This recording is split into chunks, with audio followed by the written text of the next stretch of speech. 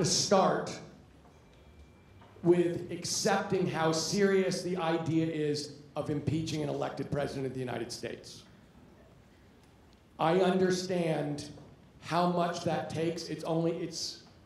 I remember when Richard Nixon was being impeached, and it is a long process for the American people together to decide that a president is lawless and reckless and dangerous. And we're in the middle of that process, and that education is going on every single day, and it can't just be Democrats. If you do the math, you know that statistically it can't just be Democrats. But if you think about our country for a second, you know that from the standpoint of accepting it, this is really about the country and about patriotism and about right and wrong. If we remove Mr. Trump, we are not getting Nancy Pelosi as the new president of the United States.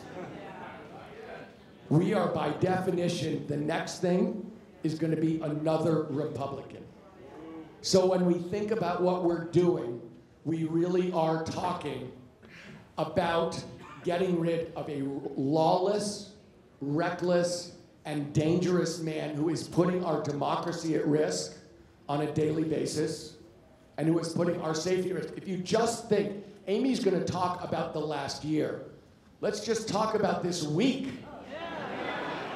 Trade war with China that hits Republicans harder than anybody else. If you think about what they're targeting agricultural goods from the Midwest, Republican states, bourbon from Kentucky, Mitch McConnell, Harley Davidson from Wisconsin, Paul Ryan. The fact of the matter is, that's trade war. Then we're talking about shooting war. Then we're talking about the raid on his lawyer's office that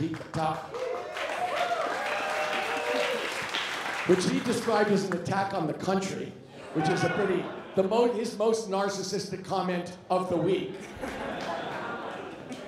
And then you talk about his statement that he has the right to basically fire everybody in the Justice Department if they're investigating him.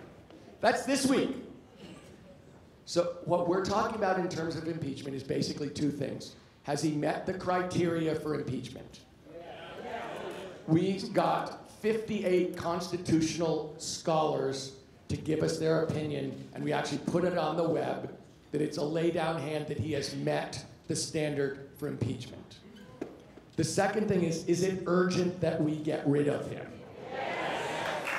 And the other thing we did, which was a unsettling experience, is 120 psychologists said we should be very nervous about this man because he is a malignant narcissist who's deteriorating.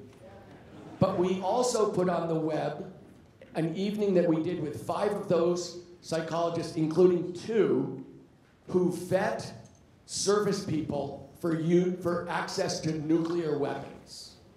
So they actually go, and if you're a airman or an airwoman, right up to the chairman of the Joint Chiefs of Staff, they check to see if you have the personality type that they can allow you to have access to nuclear weapons or the nuclear codes. And on this panel, one of them who had cleared 1,200 people said, there is no way this president would have a chance. He would be disqualified from that very, very, very fast. So the second question is about urgency. And the last thing I'll say is this. There's a reason that we're here tonight, all of us. This is not about the representatives in Congress or the senators getting rid of this president. That isn't how it works. That isn't how it should work. The fact of the matter is, the only way we get rid of a president of the United States is if people in this room and across this country decide it's the right thing.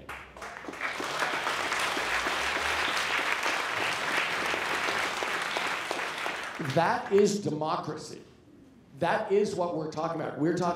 Our goal has been to go to Americans, get them to sign our petition. We have over 5 million people who've done so, and to point out to everyone, that the American people understand how much risk we're in, and that there is a remedy in the Constitution from the founders for what happens when the country's at risk from within from a dangerous president.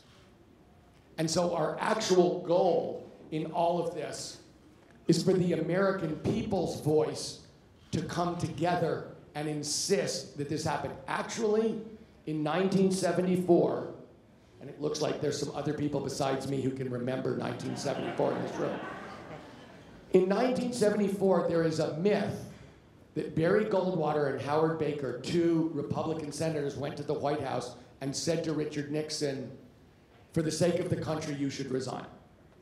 But I believe from talking to people who were on the House Judiciary Committee then, that what really happened is Barry Goldwater and Howard Baker went to the White House and said, the American people insist that either we throw you out or they'll throw us out as two Republicans.